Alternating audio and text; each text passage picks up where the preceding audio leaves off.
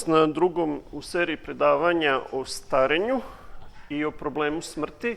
I danas ćemo govoriti o tome šta je nauka 21. veka uradila po pitanju produžetka ljudskog veka i kakva je perspektiva sa stanovišta same nauke.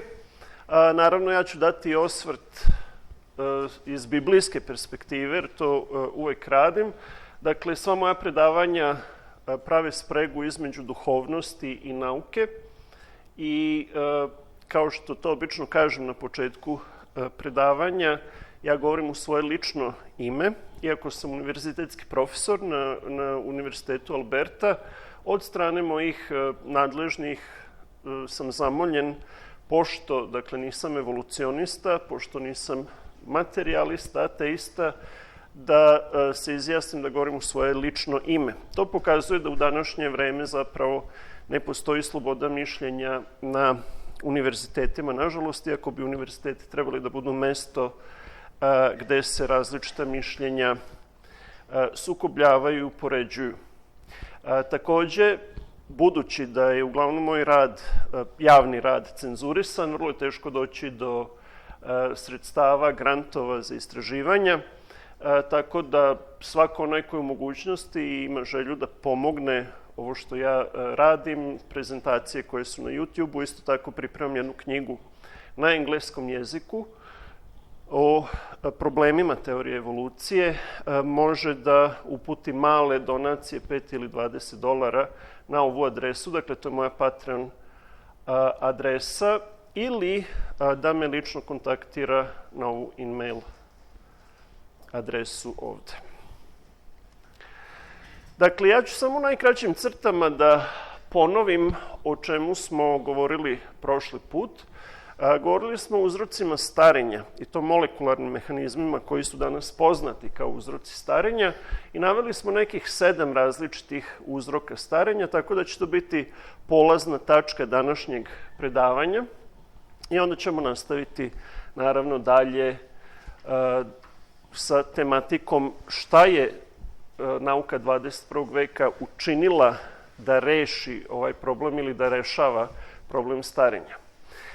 Prvi faktor starenja su mutacije, to su greške u DNK molekulu. Pomenuli smo juče da je život kakav postoji na Zemlji, koji je baziran na ugljeniku, dakle na atomu ugljenika, ima 3 osobine. Jedna je da je život sačinjen od ćelija, živih ćelija, sva živa bića, ili od jedne ili od većeg broja ćelija.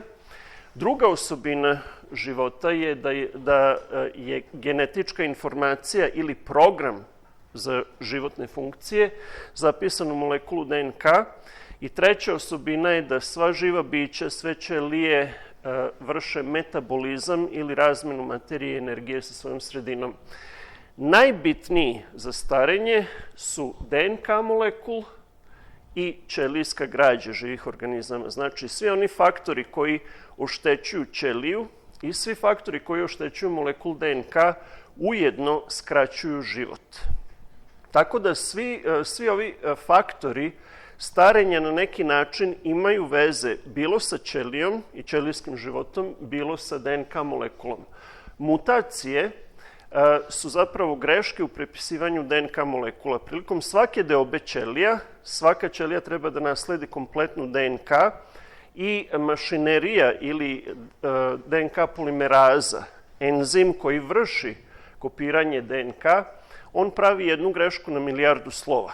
Sad, ako pitate nekog daktilografa ili daktilografkinju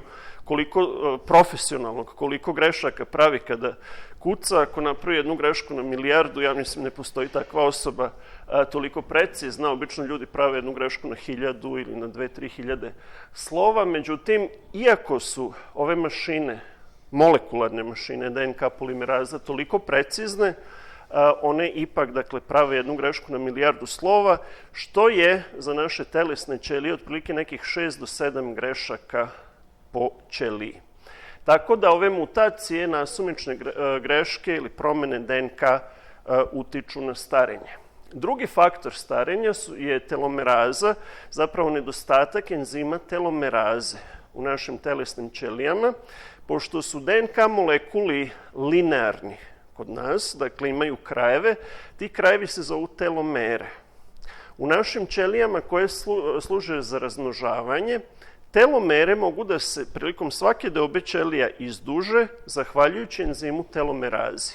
Međutim, telomeraza ne postoji u našim telesnim ćelijama, tako da prilikom svake deobe ćelija naši hromozomi su uvek malo kraći i kraći, što takođe utiče na nestabilnost hromozoma i na starenje.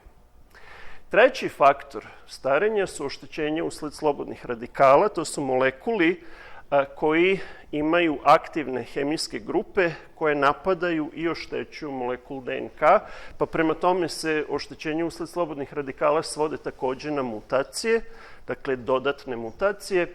Zatim mitohondrije, koje su organele unutar ćelija u kojima mi proizvodimo energiju, sagorevamo šećer i na taj način dobijamo životnu energiju.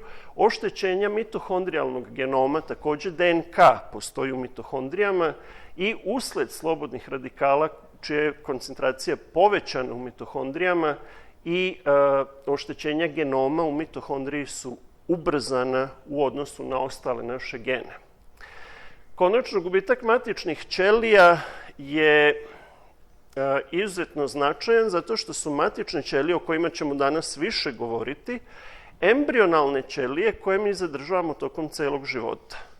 Dakle, mi odrastemo, ali imamo neke ćelije koje su kao da smo embrioni, kao da smo bebe i te ćelije služe za regeneraciju, za obnavljanje našeg tela i one dosta dugo mogu da postoje u našem telu, međutim, posle nekih 50-60 godina i one počinju da odumiru, imamo ih sve manje, pa prema tome regenerativna sposobnost našeg tela slabije usled gubitka tih matičnih ili stem ćelija. Nasumični epigenetički drift je nasumično zaključavanje gena u ćelijama, što je takođe u poslednjih nekoliko godina dokazano kao faktor starenja i konačno genetička kontrola starenja, da je pokazano da postoje geni koji, ako su mutirani, ubrzavaju starenje, u nekim slučajima drastično. Dakle, to je ono što nauka zna o uzrocima starenja i da bi se naravno produžio životni vek, nauka je skoncentrisana na neke od ovih problema. Mi možemo da posmatramo ljudsko telo kao neku mašinu, recimo kao automobil. Da biste produžili životni vek automobila, s vremena na vreme treba da menjate delove tog automobila ili da pazite kako ga koristite, da napravite jako veliku kilometražu, da ga ne opterećujete jako mnogo. Isto tako i sa ljudskim telom. Dakle, ako želimo da nam telo duže traje, da duže živimo, ne treba da ga suviše opterećujemo, naravno ne treba ni da smo lenji pa da zarđa usled nekorišćenja, ali isto tako regenerativna medicina koja proučava moć tela da se regeneriše, da se obnavlja, je jako bitna i zbog toga ćemo danas mnogo govoriti i o toj regenerativnoj medicini, o matičnim ćelijama.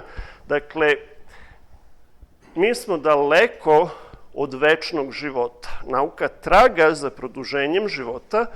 Neki aspekti života, kao što ćemo videti kasnije, recimo mentalni sklop čoveka, bi teorijski mogao da postoji večno, ali naša telesna komponenta, telo, za sada se vrše napori da se produži ljudski vek.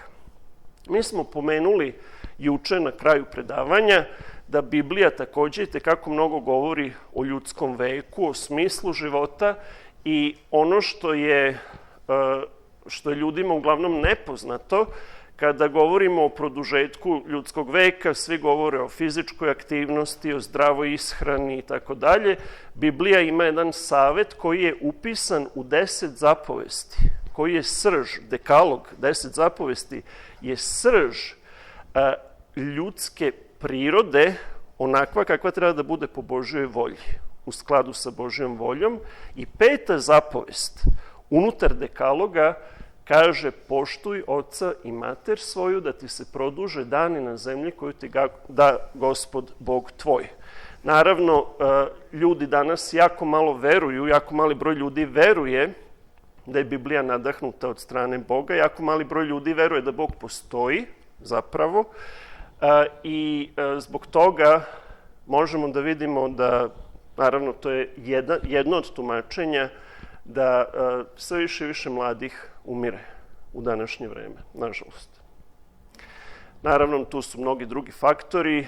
Srbija je bila bombardovana, Crna Gora i tako dalje. Čitav region je bio na kraju 90-ih zagađen, ali nije to samo u Srbiji, to je širom sveta. Fenomen koji zapravo je problem svih nas.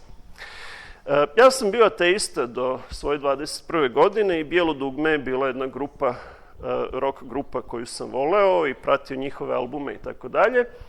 I jedan od njihovih poznatih albuma, muzičkih, je imao naslov Doživeti 100. Kako da doživimo 100. I kao što se rokeri bune protiv svega, tako se bunili i protiv ljudi koji žele da dugo žive. Smatraju da to nije poenta, međutim, da vidimo taj slogan Doživeti 100. Kako, da li možemo doživeti 100. Naravno, neki ljudi žive, ja sam poznavao jednu osobu u Alberti, koja je živela 105 godina. Retko ljudi dožive 100, ali ima ljudi koji je dožive, pa da vidimo koji su to faktori i koja je statistika, koliki broj nas ovde u auditorijumu i onih koji će slušati ovo predavanje preko YouTube-a će doživeti 100. Da vidimo prvo neke od faktora koji su bitni za dug život. Ja neću mnogo govoriti o ishrani, neću pominjati ono što svi znamo. Dakle, govorit ću o nekim detaljima koji nisu toliko poznati. Rita Levi-Montalcini je naučnica, istraživač koja je dobila Nobelovu nagradu, mislim 1986. godine, iz fiziologije, za jedno jako značajno otkriće u biološkim naukama. Otkrila je faktor rasta nervnih ćelija. I ona je živjela 103 godine. Ovde vidimo već, mislim da je to bio njen 100. rođendan. I kada pratimo statistički živote ljudi koji dugo žive, jedan od jako bitnih faktora je da ljudi imaju osjećaj smisla života. I pokazano je, dakle, da ljudi sa snažnim osjećajem svrhe u životu, smisla u životu, u proseku žive 7 godina duže. Pošto je ljudski vek negde između 70 i 80 godina, to je 1/10 života. To nije zanemarljivo. U današnje vreme, današnje društvo, pogotovo akademija, uči preko školskog sistema, uči nove generacije da smo proizvod prirodnih procesa, da smo proizvod evolucije, da Bog ne postoji i na taj način ne ostavlja nikakav dublji smisao čoveku. Dakle, slučajno smo se našli na zemlji, slučajno živimo i onda treba da nađemo smisao života u nekim prolaznim zadovoljstvima. Veliki broj ljudi, jer ako je Biblija u pravu, čovek ima potrebu za smislom, ako je stvoren po Božjem obličju, kako Biblija kaže, i ako je Biblija u pravu, onda kada uzmete ljudima smisao, zapravo im oduzimate volju za životom. I na neki način ponašanje ljudi koji se odaju alkoholizmu, drogama, različitim porocima, čak i video igrama, je zapravo pobuna protiv života. Jer ljudi ne nalaze smisao života i onda jednostavno na neki način se isključuju iz životnih procesa. I zbog toga su ova predavanja bitna ne samo sa naučnog stanovišta, nego sa duhovnog stanovišta za čoveka, jer da bismo vratili smisao čoveku, treba da mu vratimo znanje o postojanju Boga Tvorca i o tome kako je čovjek zapravo nastao. Jer ako smo proizvod slučaja, ne možemo da tražimo smisao.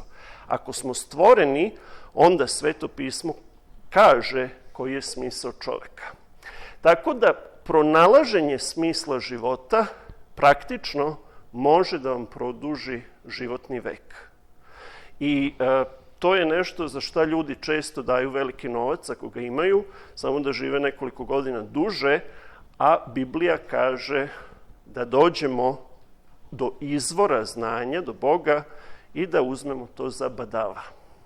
Naravno, za to nam je potrebna vera, ali u današnje vreme nauka, naučne činjenice toliko idu u korak sa onim o čemu govori Biblija, da ja kažem sve manje vere potrebno da bismo bili hrišćani. Dakle, da vidimo neke statističke podatke o stogodišnjacima. U industrializovanim zemljama 1 od 6.000 osoba će doživeti 100. Dakle, to je jedan statistički parametar. A 1 od 7 miliona osoba će živeti 110 godina. Dakle, to je kao kada dobijete na lutriji. Međutim, ono što takođe treba da imamo u vidu jeste i kvalitet života. Ako imamo dug život, ako dobijemo taj dar dugog života, on nam vredi ako je to kvalitetan život. Ako nam mozak radi, ako smo bistri, ako se sećamo kako se mi zovemo i kako se naša deca zovu i unuci, a ako imamo neko od oboljenja, neurodegenerativnih oboljenja, kao recimo Alzheimer, onda ne znam koliko je to kvalitetan život. Takođe, fizičko zdravlje, da smo pokretni, inače smo jednostavno zarobljeni u postelji i to su sve, dakle, neki faktori kvaliteta života. Dakle, nije samo poenta dug život, nego i kvalitetan, zdrav dug život. Kada se uporedi, dakle, starosni vek ljudi, onih koji žive do 100 godina i više, 90% stogodišnjaka ostaju vitalni, zdravi, dakle, ne padaju u postelju do starosti od 93 godine. To je dakle, jako značajan faktor i to je upravo ono što sam rekao, da nije bitna samo dužina života, nego i kvalitet života i pokazalo se, to je kao neka vrsta dara koji dolazi od Tvorca. Ljudi koji dugo žive su zapravo vitalni dugo i preko 90 godina su, dakle, u formi. Nešto što ne ide u prilog muškarcima, a što je činjenica, 85% stogodišnjaka su žene. Tako da kada vidimo u statistiku 6.000 osoba će doživeti 100, od tih 1 od 6.000 osoba, 85% je da će biti žena. Zašto je to tako? Ima nekoliko faktora. Muškarci imaju taj gen, mada ne znam da li je lociran gen, ali ima nekoliko gena za rizik. Dakle, muškarci u životu često rizikuju, dok žene, pošto biološki žena odgaja porodicu, odgaja decu, ona ima taj gen za sigurnost. Tako da na neki način brine o sebi i o drugima mnogo više nego muškarci. To je jedan faktor. Drugi faktor je genetičke prirode. Mi imamo DNK u hromozomima. Dakle, hromozomi su kao tomovi enciklopedije DNK i čovek ima 23 para hromozoma. Nasleđujemo jedan set od oca i jedan set od majke. Od tih 46 hromozoma ili 23 para hromozoma, 2 su polni hromozomi. Kod muškaraca su X i Y, kod žene su X i X. Sve gene na telesnim hromozomima, dakle ona 22 para, imamo u 2 kopije. Tako da ako se mutira, ako oni slobodni radikali ili neka mutacija ošteti jedan gen na jednom hromozomu, verovatnoća je velika da će na drugom hromozomu koji smo nasledili od drugog roditelja taj gen i dalje biti funkcionalan.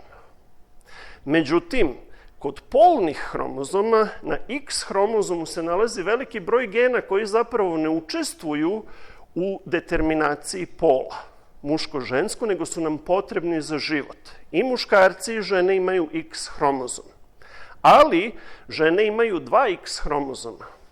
Iako je jedan po definiciji isključen, ipak sadrži gene u 2 kopije, pošto imate 2 kopije, tako da žene u principu mnogo manje oboljevaju od bolesti vezanih za gene na X hromozomu.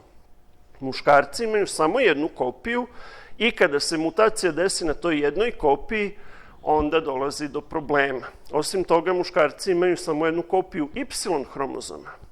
Tako da ja kažem mojim studentima genetike, kada učimo hromozomske mutacije, dakle, mutacije se mogu desiti kao promene u pojedinačnim slovima, na DNK molekuli, ali se mogu desiti velike promene na DNK na čitavom hromozomu.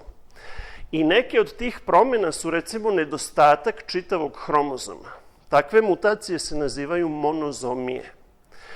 Recimo, Downov sindrom je trizomija, kada imate 3 hromozoma, broj 21, a kada imate samo jedan hromozom, to se naziva monozomija. To su hromozomske mutacije, teška oštećenja zato što gubite sve gene, stotine gena koji se nalaze na jednom hromozomu. I onda kažem mojim studentima da zapravo, pogotovo kada se obraćam devojkama u auditorijumu, treba da budu strpljive sa muškim delom auditorijuma, sa momcima koji studiraju, jer su svi muškarci monozomični za 2 hromozoma. Dakle, svi mi imamo, muškarci, smo genetički oštećeni, imamo samo po jedan X hromozom i po jedan Y hromozom, tako da imaju strpljenja sa nama. Drugim rečima, mnoge hromozomske mutacije su vezane sa mentalnom retardacijom, tako da ako ste udati, imate muža i pitate se šta to nije u redu celog života, to je to. Dakle, mi smo monozomični i pomalo retardirani. Ja to mogu da kažem zato što sam muškarac, tako da sam žensko, onda bih verovatno drugačije pričao. Naravno, šalim se malo, pošto sasvim lepo možemo da funkcionišemo sa jednim X hromozomom, međutim, kada se mutacija dogodi, onda imamo problem i muškarci u proseku žive nekih 4 do 6 godina kraće od žena.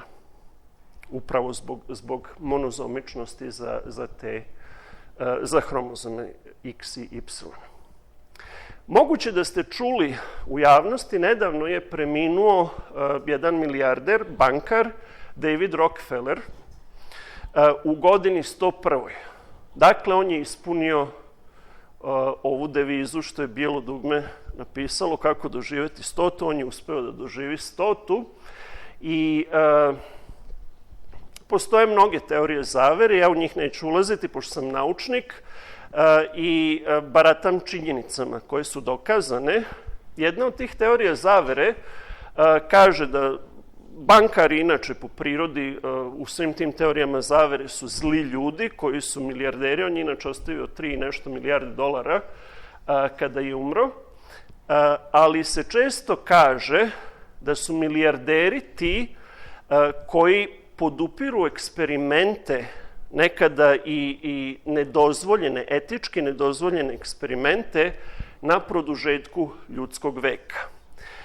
To ne možemo da dokažemo, ali ima logike, jer ako imate milijarde dolara, mnogo se teže rastati od njih kada dođe vreme da umremo, nego ako imam dug na računu. Tako nekako onda umrem sa osmehom na licu, a sad ovi što ostanu nek se brinu o dugu. Međutim, ljudi koji imaju ogromna sredstva često razvijaju taj aspekt sebičnosti i jednostavno ne žele da umru i podupiru na različite načine preko donacije, istraživanja o produžetku životnog veka. Ali teorije zavere se ne zaustavljaju tu, ja neću mnogo govoriti o teorijama zavere, uglavnom može da se čuje u javnosti kako je David Rockefeller imao 6 ili 7 transplantacija srca pre nego što je umro. Umro inače, otkazalo mu je srce dok je spavao u 101. godini, ali dakle, to su stvari koje je teško dokazati. Ja zaista nemam podatke da li je Rockefeller zaista menjao 6 ili 7 srca. Uglavnom, izašli su neki članci koji kažu da zapravo ne možemo da dokažemo, nije poznato koliko je i da li je imao transplantacije srca. Transplantacije srca se inače rade rutinski u današnje vreme, ali su takođe nešto što, dakle, ti podaci nisu dostupni, to su privatni podaci koji se čuvaju. Tako da priče koje kolaju, treba ih uzeti sa rezervom, dakle, koliko je imao transplantacije. Zamislite da je istina, 6-7 srca, to su bili neki ljudi koji su živi bili, jel tako, pre nego što je njihovo srce uzeto za transplantaciju. Ono što je činjenica jeste da u modernom svetu se sve više i više forsira da ljudi se izjasne u svojim zdravstvenim knjižicama da su donori organa. Ja neću ulaziti mnogo u pitanje i u debatu da li je to dobro ili nije dobro. U svakom slučaju dobro je brinuti o drugima. I ako nam se nešto desi, da ostavimo neki naš organ, ako taj organ može da spase nečiji život. Međutim, ne treba da budemo naivni, živimo u svetu u kome se dešavaju strašne stvari, dešava se trgovina organa i tako dalje. I pogotovo, ne znam da li ste primetili koliko se reklamira ovih poslednjih nekoliko godina Ancestry, ovi razni kitovi koje uplatite da bi vam odredili DNK, vaše poreklo, DNK, da li imate određene alele, određene gene i tako dalje. I to je sve jeftinije i jeftinije. Sad, pred božićne praznike, pogotovo daju veliki popust na to i na svim kanalima na TV-u kada uključite uvek je ili Ancestry ili onaj 23 različite kompanije koje vam nude da im pošaljete vašu DNK i onda vam nude sve veći broj analiza koje će vam poslati. Sad već nude nekih 150 različitih analiza koje šalju ljudima. Mnogi su imali problem jer su želeli, kada su poslali svoju DNK, želeli su da im kompanija uništi njihov rekord kada su saznali svoje poreklo, međutim, to je praktično nemoguće. Dakle, čak i ako unište taj direktni uzorak koji ste poslali, za 2 do 3 sata naprave kopiju vaše DNK putem PCR tehnologije, polimeraza chain reaction, i vaša DNK je vaš genetički identitet koji stalno ostaje kod kompanije i kompanija može to, vaš identitet, genetički identitet, da proda trećim licima. Kao što je Facebook slao podatke, privatne podatke ljudi, trećim licima i na osnovu tih informacija zapravo zgrću milijarde dolara. Kada izgubite ili kada vam neko ukrade kreditnu karticu, možete da nazovete banku, da kanceluju karticu, da vam izdaju novi broj. Ali nikada ne možete da promenite svoj genetički identitet. Sve veći broj ljudi učestvuje u tom slanju DNK kompanijama, jer im je zanimljivo da vide da li sam 20% Italijan i 10% Mađar ili 50% Mađar i tako dalje, ali zapravo iza te igre se krije globalno sakupljanje genetičkih informacija o ljudima i jevrejski, izraelski istraživači su još 2006. godine, mislim 2006. ili 2008. pokazali da je moguće namestiti scenu zločina, stagirati scenu zločina sa veštački sintetisanom DNK osobe, tako da možete da budete optuženi da ste izvršili ubistvo ili silovanje ili bilo šta, jednostavno mogu da vam podmetnu DNK. Ja ni u ludilu ne bih dao svoju DNK nekim kompanijama da mi kažu Ancestry. Zašto sve to govorim? Zato što se istovremeno forsira davanje organa. Dakle, vi potpišete da ćete dati organe. I oni u bazama podataka imaju, ako je neka bitna ličnost, imaju listu ljudi koji su potencijalni davaoci organa na osnovu DNK markera. Tu se završavaju činjenice i počinju dalje spekulacije o kojima neću da govorim, ali je vrlo lako nastradati u saobraćajnoj nesreći. Samo toliko da kažem. Dakle, čuvajte vaš genetički identitet i moj vam je savjet, nemojte da budete suviše dobri, to čak i Biblija kaže. Nemojte biti suviše dobri da potpisujete da dajete svoje organe drugima, tek tako. Da se vratim problemu starenja, mi ćemo se vratiti organima. Postoji razlog, dakle, zašto sam pomenuo organe i transplantaciju organa. To je bitan način kako možemo produžiti životni vek. Jer pre ili kasnije, pomenuo sam taj drift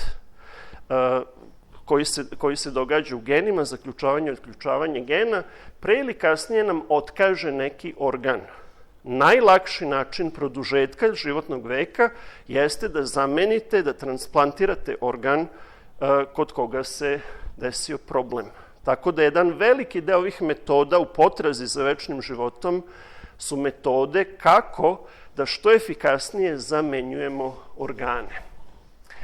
Da vidimo da li u prirodi postoji neki organizam koji živi večno. Možemo da tom problemu pristupimo na različite načine. Ako posmatramo jednoćelijske organizme, tu imate jednu ćeliju koja se podeli na dve ćelije. I onda te dve ćelije se podele ponovo na dve ćelije i na neki način imate kontinuum života. Tako da teorijski bakterije mogu da žive večno, stalno se deleći. Neka od njih može da nastrada, da bude uništena, ali teorijski, dakle, mogu stalno da se dele i da žive večno. Međutim, filozofski, podelom jedne ćelije na dve nove ćelije, vi ukidate ćeliju majku. Dakle, ona nestaje. Ne umire, ali nestaje. Tako da to nije pravi večni život. Ali postoji jedan organizam u prirodi za koji je nauka pokazala da barem teorijski na nivou čitavog organizma, dakle ne individualnih ćelija, nego na nivou čitavog organizma može da živi večno.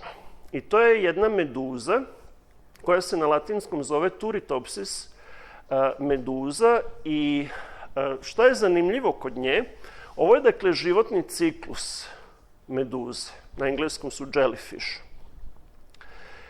Meduza je odrasla forma koja slobodno pliva u vodi i proizvodi, dakle, jaja i spermatozoide, dakle, to je forma koja se razmnožava. I zatim larva se spušta na dno mora i tu počinje da živi kao polip. Grana se slično kao koral i podsjeća na biljku. I taj polip razvija male meduze koje se odvajaju od tela čitavog polipa i formiraju novu generaciju. Kod većine, ogromne većine meduza, nakon razmnožavanja, slobodna forma meduze ugine.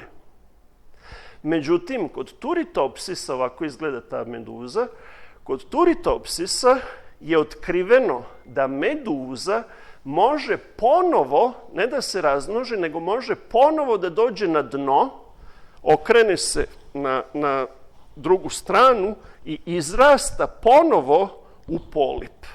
I tako smenjujući dve faze života, slobodna meduza i polip, teorijski može večno da živi. Tako da kažu biolozi, ovo je organizam koji je prevario smrt. Naravno, niko nije pratio u morima koliko generacija one mogu to da obrnu i da li stvarno žive večno, ali to je princip koji zapravo bi mogao teorijski da da večni život. Zanimljivo je, postoji jedan tekst u Bibliji gde Isus, kada je išao kroz Judeju i propovedao, je rekao jednom svešteniku jevrejskom da mu se valja nanovo roditi. Naravno, to je duhovni koncept novorođenja. Kada upoznajemo Boga, shvatamo da postoji neka dublja realnost, ali je taj sveštenik odgovorio Isusu, može li se čovek vratiti u majčinu utrobu?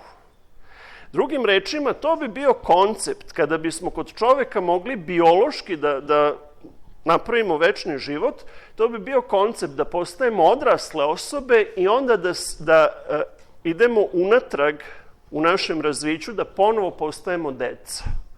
I onda od dece ponovo odrasli, deca odrasli. To kada bismo preveli, dakle, ovaj sistem koji postoji kod meduze. Za sada tako nešto nije moguće, ali je moguće da će u budućnosti ljudi otključati gene. Baš je bilo sinoć jedno predavanje o jednom sindromu, genetičkom sindromu, gde deca ne odrastaju, nego ostaju kao bebe čitav niz godina. Večni život je nešto o čemu ćemo mi više sa biblijskog stanovišta govoriti sutra, naravno naučnog i biblijskog, ali kada nauka govori o mogućnosti večnog života za čoveka, to nije samo pitanje života samo po sebi, nego ono podrazumeva u sebi rešavanje nekoliko drugih pitanja. I ovo su ta pitanja koja nauka mora da reši da bi, barem teorijski, mogla čoveku da da večni život. Ovo su ta 4 pitanja. Prvo, šta je večnost? Mi govorimo o večnom životu, a ljudi ne žive večno. Dakle, koncept večnosti nije deo naše realnosti. Nijedan čovek empirijski nije video večnost. Mi imamo datum rođenja, imamo datum smrti, mi postojimo u vremenu. Pa ipak imamo koncept večnosti. Pitanje koje ja postavljam kolegama evolucionistima je kako je moguće da čovjek ima koncept večnosti ako nijedno biće na zemlji nije večno. Samo jedno biće koje za sebe tvrdi da je večno postoji u svetim spisima. To je Bog, tvorac, koji kaže da je stvorio čovjeka po svom obličju. Kako to da čovjek koji je nastao evolucijom ima u sebi, u svim populacijama, u svim različitim plemenima i tako dalje, ima ideju o večnom životu? Kako je to moguće? Uopšte se ne uklapa u teoriju evolucije, ali ostaje pitanje šta je večnost. I to je jako težak problem i sa stanovišta matematike i sa stanovišta fizike. Čak čitav univerzum koji danas postoji ne funkcioniše tako da može da postoji večno. Postoji drugi zakon termodinamike, entropija, koji kaže da sve mora da se zaustavi, sve mora da umre. Govorit ćemo nešto više o tome na poslednjem 3. predavanju. Pitanje šta je život? To pitanje smo pomenuli prošlog puta i ja kao biolog ne znam šta je definicija života. Ja znam šta sve život treba da ispunjava, listu različitih osobina koje život ima, ali ne znam da vam kažem šta je definicija života. Tako da kada kažemo da nauka pokušava da dobije za čoveka večni život, u toj jednoj rečenici imamo 2 problema. Ne znamo šta je večnost i ne znamo šta je život. Kako nauka onda može da da večni život čoveku? Sledeći problem jeste pitanje šta je smrt. Svi umiremo. Da bismo dobili večni život, drugim rečima treba da pobedimo smrt. A mi zapravo ne znamo šta je smrt. I smrti se niko nije vratio, postoji klinička smrt, ali je pitanje da li je to prava smrt. Niko nije bio mrtav nedelju dana pa da se vratio da nam kaže šta je smrt. Bili su ljudi par sati u komi ili tako nešto pa su se vratili. Tako da mi ne znamo šta je smrt. Znamo da je smrt negacija života. Zanimljivo je da svi ovi pojmovi nisu samo naučni pojmovi. O svim ovim pojmovima govori Biblija. Ako postoji Bog tvorac, on je najautoritativniji da nam kaže šta je večnost, šta je život, šta je smrt. I mi ćemo na sledećem, na 3. predavanju se baviti tim problemima. I konačno, pitanje šta je svest. Čovek ima svest, ali je nemamo svo vreme. Mi često kažemo čovjek je svesno biće, a provedemo otprilike 1/3 do 1/4 života spavajući, kada smo nesvesni. Vrlo retko u snu smo svesni. Uglavnom smo nesvesni.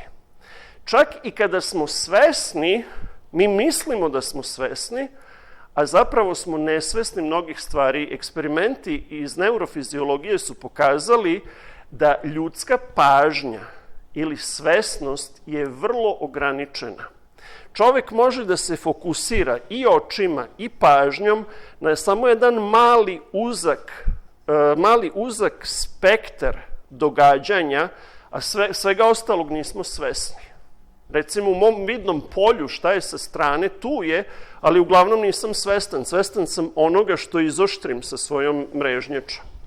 Ili onoga što slušam, a različiti drugi zvuci u backgroundu njih uopšte nisam svestan. Tako da zapravo čovjek je više nesvesno biće nego svesno, ali imamo komponentu svesnosti. Ostaje pitanje, da li ta svest može da preživi smrt? Da li možemo da umremo fizički, a da svest ostane živa?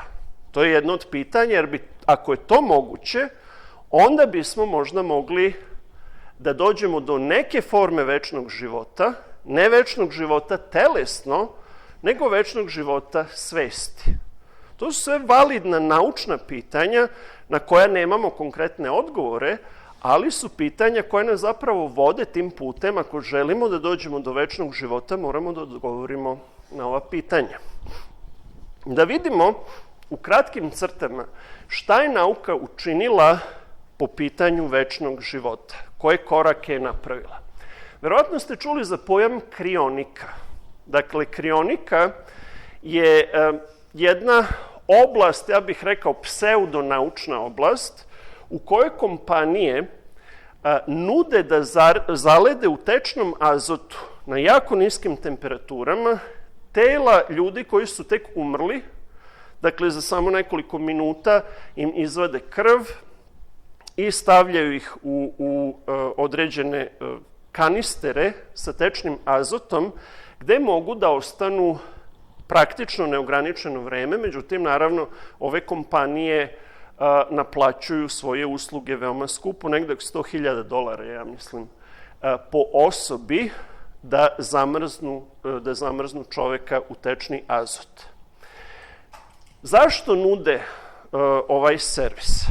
Najpoznatija osoba koja je podvrgnuta ovom tečnom zamrzavanju je Walt Disney. Verovatno ste čuli za Walta Disneya.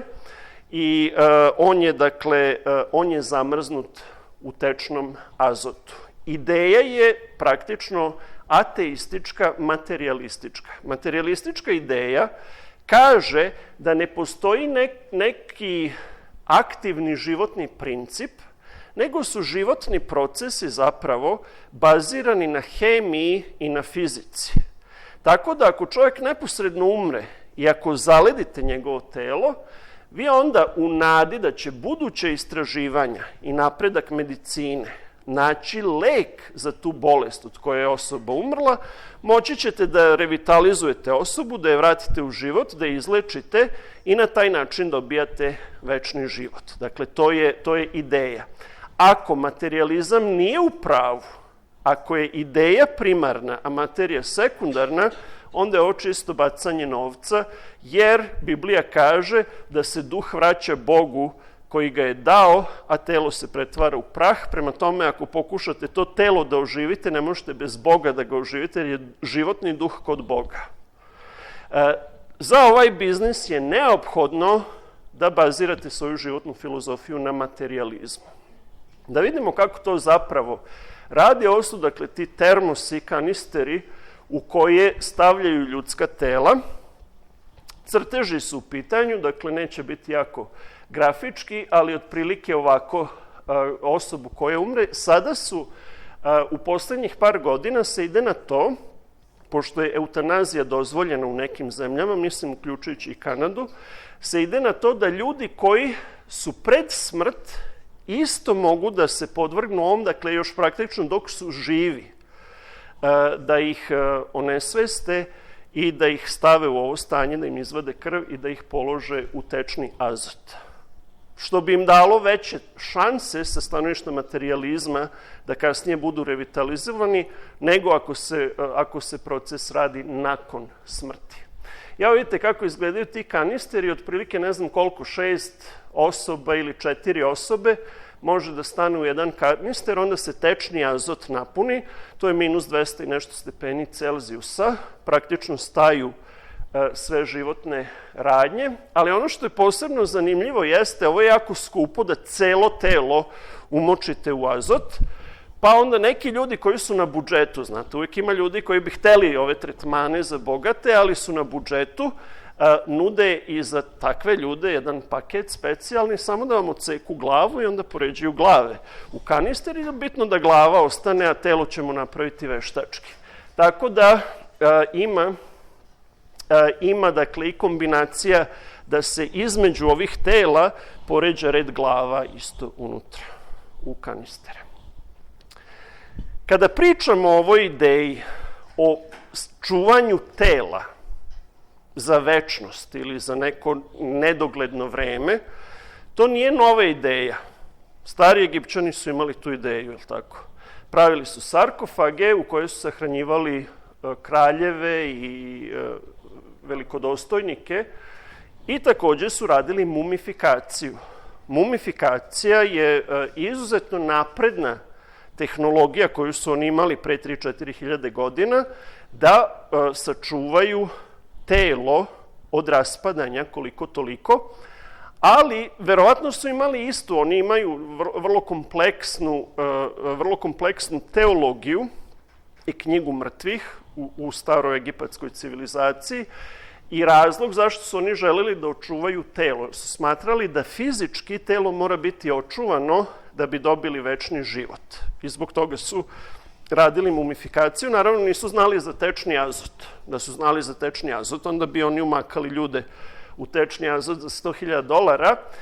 Ovo je naravno Tutankamonov sarkofag, koji je od čistog zlata, nalazi se u muzeju u Kairu.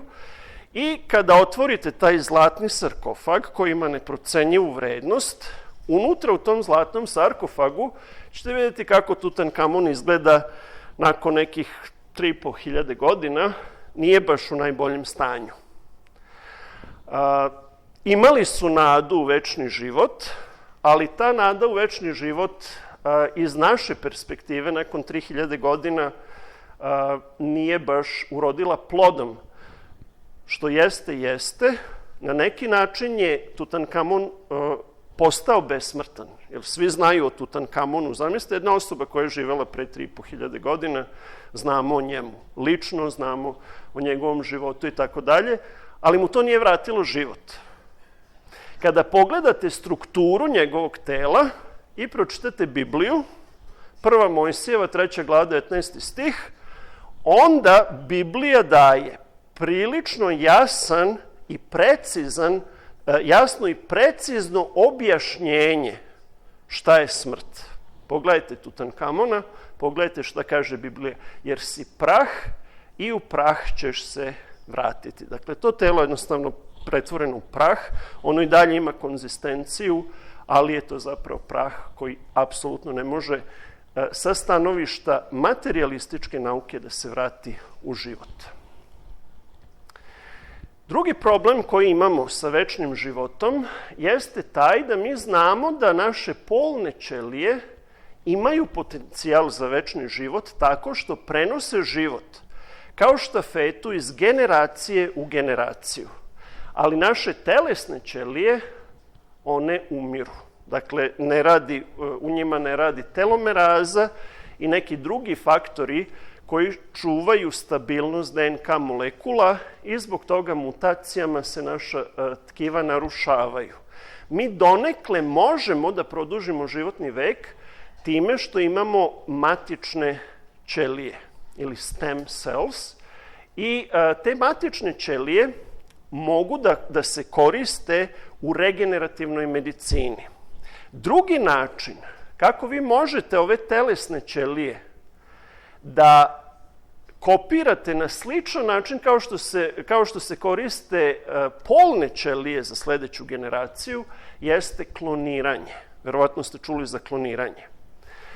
Naučnik Gurdon u Velikoj Britaniji je 1977. godine prvi put klonirao kičmenjaka, afričku žabu, Zinopusa, gde je koristio, ovo je bila majka, dakle, koja je dala jajnu ćeliju i vidite da je pigmentirana, ima pigmente u koži, a DNK je uzeo iz životinje koja je bila albino, koja nije imala pigmente u koži. Pa je onda izvukao DNK iz jajne ćelije pigmentirane žabe i ubacio DNK, ubacio jedro iz ćelije, nukleus, albino žabe u jajnu ćeliju.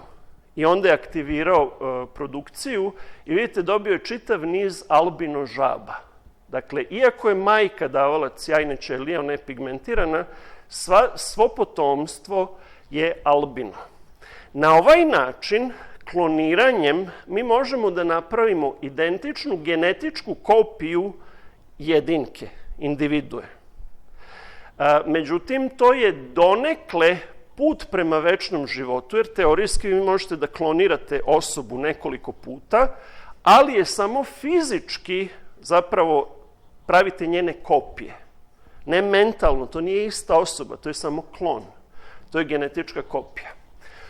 Ono što je zanimljivo, ovca Doli je klonirana, prvi sisar koji je kloniran 1996. godine i zatim je 2003. godine klonirana mačka, prva mačka koja je klonirana u komercijalne svrhe, zvala se Little Nicky i ta mačka je zapravo klon koji je napravljen od mačke koja je uginula, koja je bila kućni ljubimac i za $50.000 su vlasnici tog kućnog ljubimca dali da se klonira, da se napravi genetička kopija njihovog kućnog ljubimca.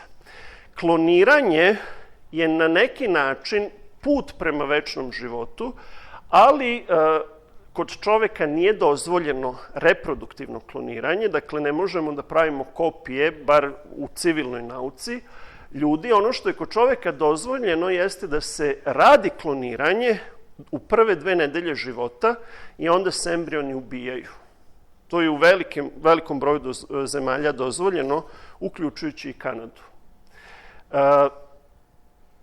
Ono što je problem sa kloniranjem, da vidimo u najkraćim crtama kako kloniranje radi, kada bismo ga primenili reproduktivno kod čoveka, onda bismo uzeli, dakle, jajnu ćeliju iz jedne osobe, davaoc jajne ćelije, i izvukli DNK, izvukli nukleus iz te jajne ćelije, uzeli telesnu ćeliju druge osobe, ubacili DNK druge osobe u to prazno jaje, dakle, ovo je druga osoba, davalac telesne ćelije, i napravili, dakle, genetičku kopiju osobe koja je dala DNK, koja je dala nukleus, i onda vam treba još jedna osoba koja će biti surogat majka koja će izneti trudnoću.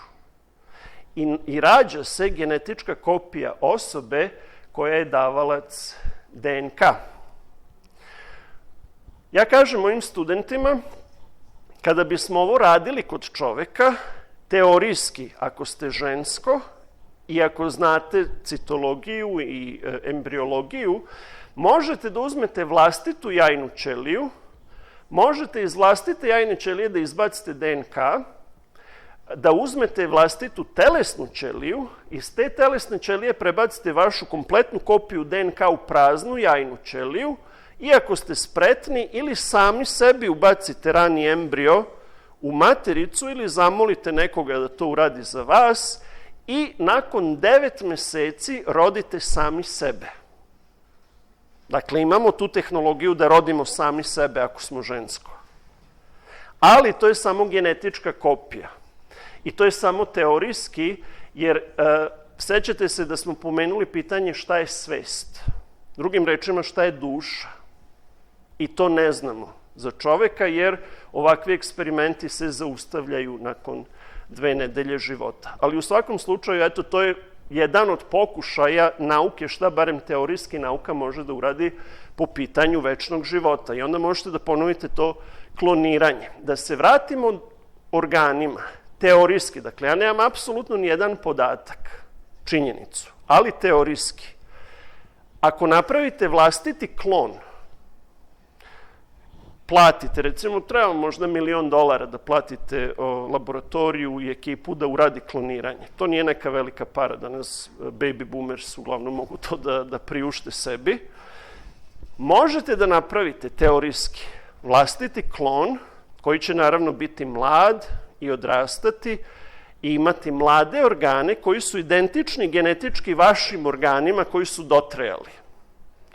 I imate teorijski rezervu organa, naravno morate da neke druge stvari još uradite, da stavite te organe u frizer, imate vlastite organe za zamenu. Zbog toga je kloniranje potencijalno put prema večnom životu. Ali na tom putu prema večnom životu ima mnogo smrti, jer morate da ubijate klonove koji će biti izvor organa koje ćete vi menjati. Naravno, to je problem za moralne ljude. Većina ljudi, nažalost, koji se pitaju, koji odlučuju da li će neka zemlja biti bombardovana, da li će neka zemlja biti osvojena, da li će neka zemlja biti uništena. To su ljudi koji ne brinu mnogo o ljudskom životu. Regeneracija i regenerativna medicina je takođe jedan aspekt, polje prema produžetku ljudskog veka. Ne moramo da zamenimo organ. Da li možemo da u organu probudimo genetičke procese koji mogu da regenerišu taj organ, da ga obnove? I ovde možete da vidite na eksperimentima kod daždevnjaka. Dakle, u laboratoriji su presekli, amputirali prednju nogu daždevnjaku i to ili iznad lakta ili ispod lakta.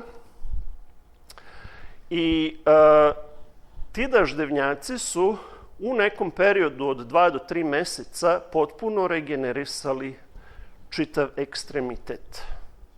Kod vodozemaca ovo može da se uradi i dugi niz godina se istražuje kako je moguće da ovako kompleksni kičmenjaci, kao što su vodozemci, mogu da regenerišu svoje čitave ekstremitete. Rade se eksperimenti trenutno na sisarima, ima velikog napretka u čitavoj tehnologiji. Ja nemam vremena da ulazim u detalje. Moraju da se, jedan od razloga zašto je ovo moguće su i faktori rasta. Sećate se Riti Montalcini, Nobelovke koja je živela 103 godine, koja je otkrila faktore rasta za nerve. Kada imate faktore rasta, hemikalije koje kažu nervima i drugim tkivima kako da rastu, možete te faktore rasta da primenite u regeneraciji. Tako da se radi čitav niz eksperimenata i moguće je da u budućnosti, recimo u saobraćajnoj nesreći ili na poslu, vam mašina otkine prst, moguće je da će u relativno bliskoj budućnosti biti moguće da uzmete neke specijalne pilule koje će aktivirati gene za regeneraciju tog dela ekstremiteta i da će vam izrasti novi prst. Dakle, to nije tako daleka budućnost, moguće u nekih 20-ak budućih godina da će biti moguće barem delimično regenerisati organe. Naravno, za regeneraciju su bitne stem ćelije ili matične ćelije koje regenerišu celog našeg života, regenerišu tkiva u nama, ali ne kao ceo organ, nego zamenjuju ćelije jednu po jednu, tako da je to jedan nevidljivi proces koji se dešava u našim telima. Osobina stem ili matičnih ćelija je ta da one prilikom deobe, jedna ćelija da 2 ćelije, a jedna od te 2 ćelije će ponovo da bude matična ćelija. Tako da čuvamo stok, čuvamo rezervu matičnih ćelija, a ova druga ćelija kreće putem diferencijacije i postaje tkivo, određeno tkivo. Da bi se tkivo formiralo, recimo mišić, nerv, koža, neophodno je da različiti faktori rasta i drugi faktori diferencijacije budu primenjeni na ćelije, jer ćelije govore hemijskim jezikom. I vi možete hemijskim jezikom, dodavanjem hemikalija, da kažete ćeliji, matičnoj ćeliji, u koje tkivo da se pretvori. I to se već uveliko radi u laboratoriji, dakle možete formirati nervne ćelije, mišićne ćelije, čak i ćelije srca koje će se kontrahovati, tako dalje. Tako da je istraživanje matičnih ćelija jako bitno. Samo da vidimo jedan detalj regenerativne medicine. Verovatno su mnogi od vas radili root canal, kada imate oštećenje na zubu, toliko da je u pitanju ili ćete izvaditi ceo zub, ili ćete sačuvati zub da možete kasnije neke proteze da zakačite ili tako nešto. Postoji tehnologija u zadnjih nekoliko godina regenerativnom medicinom i primjenom matičnih ćelija da nakon što se radi root kanal, dakle očisti se pulpa iz zuba, ubaci se faktor rasta unutar šupljine zuba i taj faktor rasta privlači iz krvotoka matične ćelije koje naseljavaju zub i postepeno regenerišu zub, mogu da regenerišu i dentin i sve ostalo.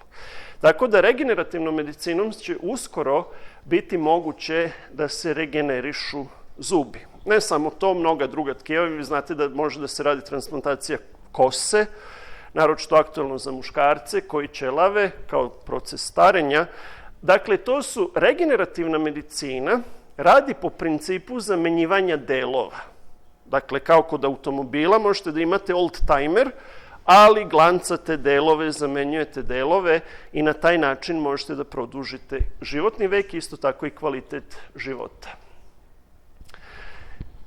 Za kraj, jedna potpuno nova tehnologija koja obećava mnogo, a to su 3D printeri organa. Ne znam da li ste čuli za tu tehnologiju. 3D printeri su mašine koje mogu, dakle, vi ubacite program, blueprint, kao što naš organizam ima DNK blueprint, tako možete da napravite program za printanje bilo kakvog predmeta u 3 dimenzije i onda će 3D printer cartridge-em napraviti taj predmet.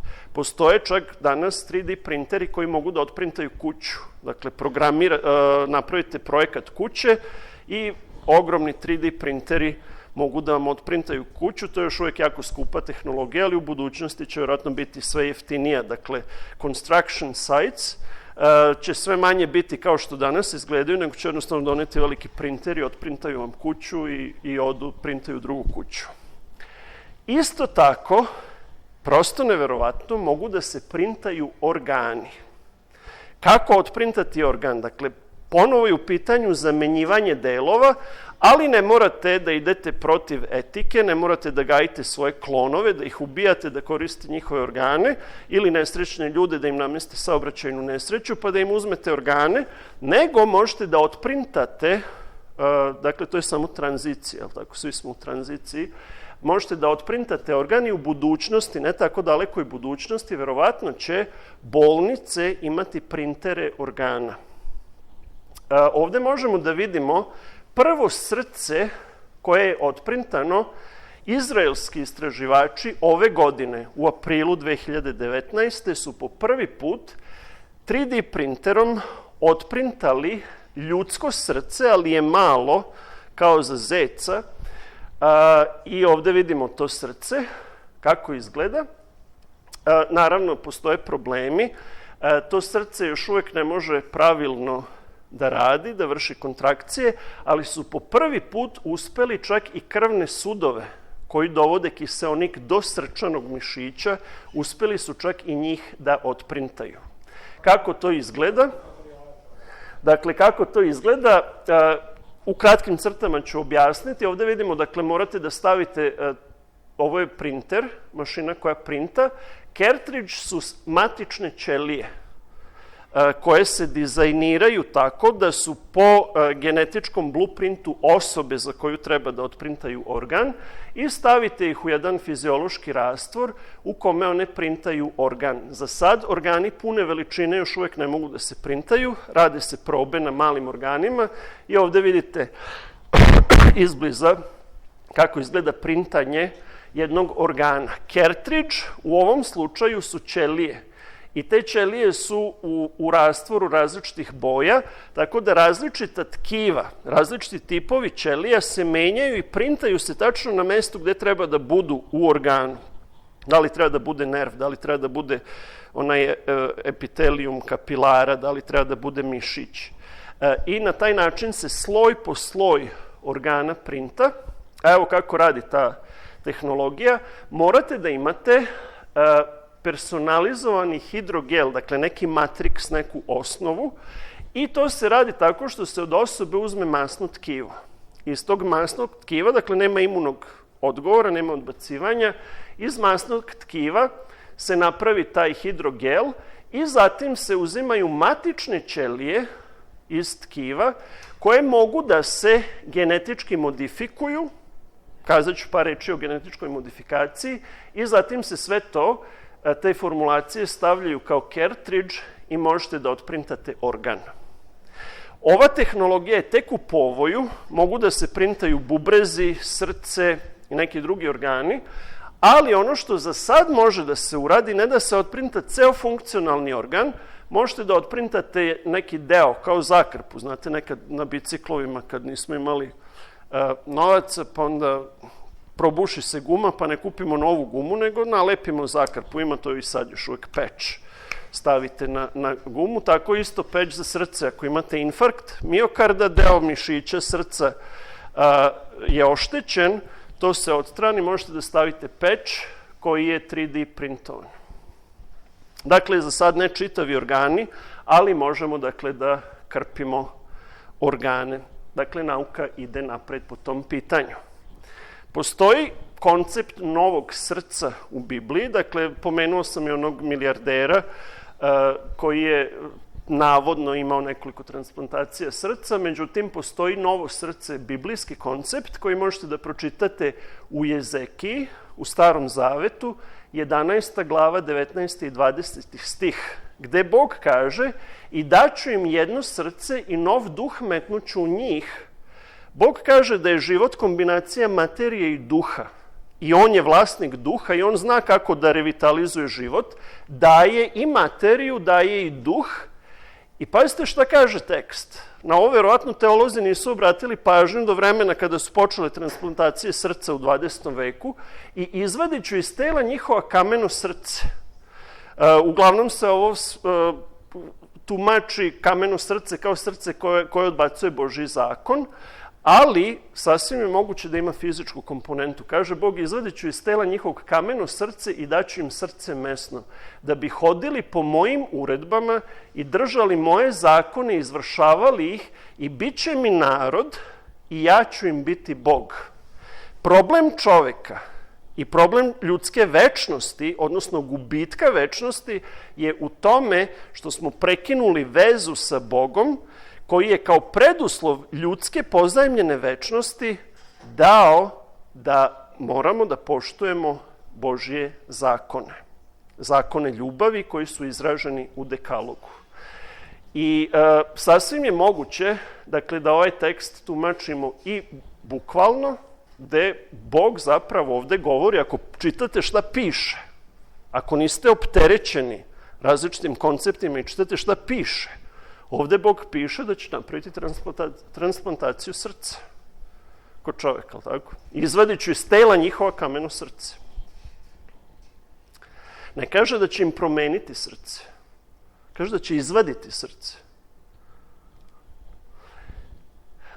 Da bi mogli da rešimo problem starenja, jedno je zameniti organe, ali ti organi i dalje nakupljaju mutacije, pošto je DNK u svakoj ćeliji.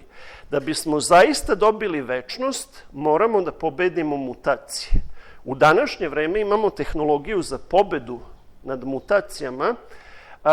Objavljeno je 2013. godine, ekipa sa Harvarda na čelu sa genetičarem Georgeom Churchem, ovo je George Church, koji je mnoge stvari problematične napravio. Možemo čitavo jedno predavanje da napravimo, recimo želi da klonira mamuta, izumrlog slona, pravi veštačke organizme, kopirao je prvi veštački genom, DNK, mikroorganizama i čitav niz stvari. Inače, Harvard je bastion ateizma, tako da laboratorije koje tamo rade zapravo izazivaju na neki način Boga po svim pitanjima šta je život i ko kontroliše život, igraju se bogova, drugim rečima. I taj George Church je napravio tehnologiju Cas9, a tehnologija se zove CRISPR. ovo je skraćenica.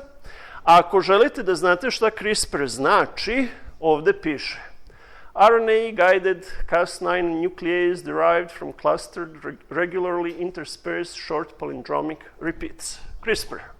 Tako da svi mi ga zovemo CRISPR, malo ko zna na pamet kako se zove tehnologija. Šta je ova CRISPR tehnologija? To je tehnologija koja omogućava da molekularnim makazama iskrajamo DNK i ubacujemo drugu DNK, da editujemo tekst unutar DNK molekula, slično kao što možete da editujete Word tekst na kompjuteru. Drugim rečima, možemo da izbacimo mutacije i možemo da napravimo savršene gene. Ako imamo savršene gene, naravno da ćemo moći duže da živimo. Ali je problem taj što nemamo etičko pravo da menjamo ljudski genom. Kineski naučnici su prošle godine u novembru, ovde vidimo He Yanqi, doktora, koji je na konferenciji izjavio prvi slučaj genetičke modifikacije ljudskih beba. Dakle, čovek je genetički modifikovan, mi svi govorimo o genetički modifikovanoj hrani. Čovek je takođe genetički modifikovan. U pitanju su dve bebe, Lulu i Nana, koje su, njihove matične ćelije su metodom CRISPR-Cas9 modifikovane tako da im je ubačena mutacija da ne mogu da obole od virusa side. I pošto su njihovi očevi, njihov otac zapravo, i bilo je još nekoliko eksperimentalnih grupa, identifikovani kao HIV pozitivni, HIV pozitivni. To je dakle bio razlog zašto su uradili to, i ovo je napravilo čitavu buru u javnosti, a ono što je zanimljivo, dakle, ove genetički modifikovane, prve genetički modifikovane bebe su zapravo put prema pravljenju i inženjeringu super čoveka. Drugim rečima, kada već radimo na produžetku života, kada pokušavamo čoveku da damo večni život, zašto samo da kopiramo ono što je čovek sada? Zašto ne malo i da popravimo gene, da ih doteramo, da taj čovek bude još kvalitetniji nego što sada jeste? Dakle, to je ideja koja je iza čitavog kompleksa, a ono što je zanimljivo, iako su uzeli kao izgovor za ono što su uradili za genetičku modifikaciju činjenicu da su očevi ovih beba pozitivni na sidu, pa onda da bi sprečili to kod dece, pokazano je na miševima, ovo je rad, dakle ništa ne govorim na pamet, ovo je rad iz 2015. godine, da isti taj gen, CCR5, kod miševa, kada se mutira, kao što je mutiran kod beba Lulu i Nana, povećava inteligenciju kod miševa. Drugim rečima, Kinezi su napravili prvi korak da pod okriljem toga da deca ne dobiju sidu, da redizajniraju njihove intelektualne sposobnosti. Prvi korak ka pravljenju super čoveka. Biblija kaže u Propovedniku, 1. glava, 9. i 10. stih, što je bilo, to će biti, što se činilo, to će se činiti i nema ništa novo pod suncem. Ima li što za što bi ko rekao, vidi, to je novo, već je bilo za vekova koji su bili pre nas. To je rekao kralj Solomon pre 3000 godina. I on već u to vreme kaže da je ono što je bilo, to će ponovo biti. Zapravo, on govori o vekovima prepotopnog sveta, koje naravno nauka bazirana na teoriji evolucije apsolutno odbacuje da je bio biblijski potop, ali postoji tekako opsežna evidencija da je biblijski potop se dogodio. Biblija kaže ono što je bilo, to će biti. Mi danas imamo, dakle, genetički modifikovane ljudske bebe. Da li je čovek pre potopa bio genetički modifikovan? Da li to možemo da dokažemo? Da li imamo išta što je preživelo do nas 4500 godina da bismo mogli da dokažemo da je čovek pre potopa bio genetički modifikovan? Imamo, a to je DNK molekula. DNK molekul nasleđujemo od naših roditelja, oni od njihovih roditelja, oni od njihovih roditelja i tako hiljadama godina od Noja i njegovih sinova koji su bili u Noevoj barci. Kada se genetički analiziraju ljudske populacije i pročitana je ljudska DNK, sa zaprepašćenjem su istraživači otkrili da 8% ljudske DNK je zapravo retroviralna DNK, a retrovirusi se koriste za ubacivanje stranih gena u organizme.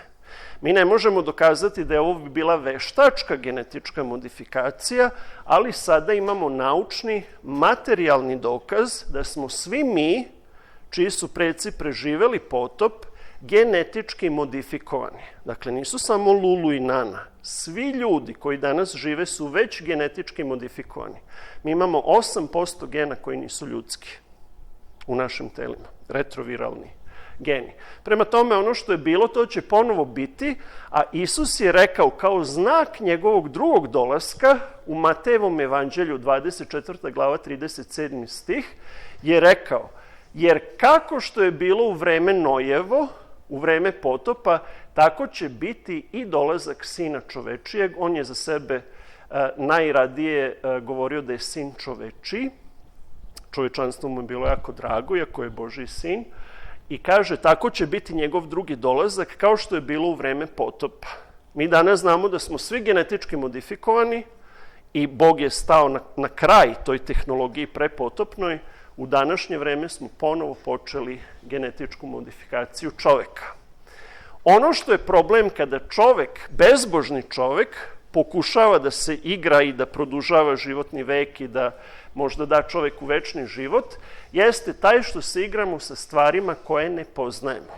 Ovo je jedan naučni rad koji pokazuje da sa tehnologijom CRISPR-a i editovanja DNK vi zapravo unosite u DNK takozvane off-target editovanje, jer da biste iskrajali DNK, morate da imate jedan gajd koji prepoznaje slova unutar DNK. Čovek ima 3 milijarde 300 miliona slova DNK, samo 4 različite slova, A, T, G, C, i bez obzira koji deo genoma uzmete da editujete gene, negde unutar 3 milijarde slova će biti neko drugo mesto na koje niste obratili pažnju, koje je veoma slično mestu koje je vaš cilj. I off-target ćete uneti mutacije, tako da su sada procene da Lulu i Nana verovatno neće dugo živeti, jer verovatno imaju off-target mutacije koje su unete. Dakle, mesto da produžavamo ljudski vek, mesto da poboljšavamo kvalitet života, mi zapravo igrajući se bogova štetimo čoveku. Tako da je učinjena velika šteta ovim devojčicama koje niko nije pitao da li žele da budu genetički modifikovane. Poslednji problem koji imamo sa večnošću čoveka jeste to pitanje svesti. Mi ni izdaleka nemamo tehnologiju da možemo večni život da damo čoveku, ali možemo verovatno donekle da produžimo život što se tiče tela. Međutim, u našem telu ima jedan organ sačinjen od ćelija koje se ne dele. Naravno, te ćelije su nervi, neuroni unutar mozga i zahvaljujući tome imamo memoriju, sećamo se još detinjstva i čitavog života, mozak pohranjuje te informacije u sebi.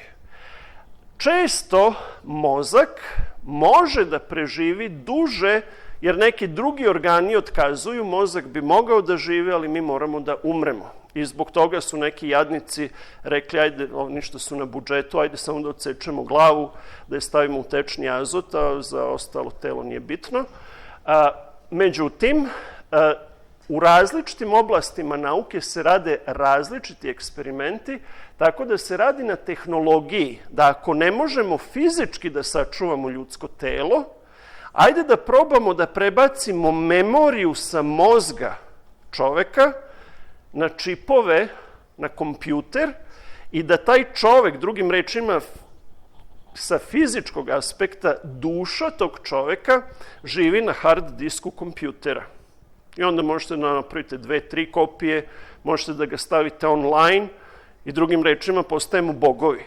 Na taj način imate neograničenu količinu informacije. Ja se često šalim kada govorim o ovoj temi. Inače, Ian Pearson je jedan futurolog koji se bavi predviđanjem do čega će nauka doći. Smatra se da u nekih 40 do 50 godina ćemo imati tehnologiju da prebacimo ljudski na kompjuter. I onda ja kažem, eto, moj deda da je doživeo to, prebacim dedu na hard disk i pričamo, deda je odavno mrtav, a mi pričamo. Dakle, to je pokušaj da se da čoveku večni život, ne očuvanjem čitavog tela, nego očuvanjem onoga što je svest. A sećate se, problem je što mi ne znamo šta je svest. Ne znamo pitanje svesti. Ništa novo, kao što je rekao Solomon, sve što čovek pokušava da uradi, ta tehnologija već postoji, ali je to božanska tehnologija. U Psalmu 139. 15. i 16. stih kaže sledeće. Nijedna se kost moja nije sakrila od tebe. Psalmista David peva kako je sazdan u utrobi majke, kako ga je Bog sazdao u utrobi majke. Ovde vidimo rani ljudski embrion sa krvnim sudovima. Nijedna se kost moja nije sakrila od tebe, ako jesam sazdan tajno, otkan u dubini zemaljskoj ili u utrobi majke. Pazite reč otkan. 3D printeri. To je ono što se dešava. Naš mozak je bukvalno, naš mozak nastaje kao putem 3D printera. Možda jednom prilikom da govorimo o razviću mozga. Zametak moj videše oči tvoje, u knjizi je tvojoj, u Božijoj knjizi, sve to zapisano i dani zabeleženi, kad ih još nije bilo ni jednoga. Drugim rečima, ovo što se futurolozi trude da prebace ljudski na hard disk, Bog ima naš i vi ne možete ništa da sakrijete od Boga.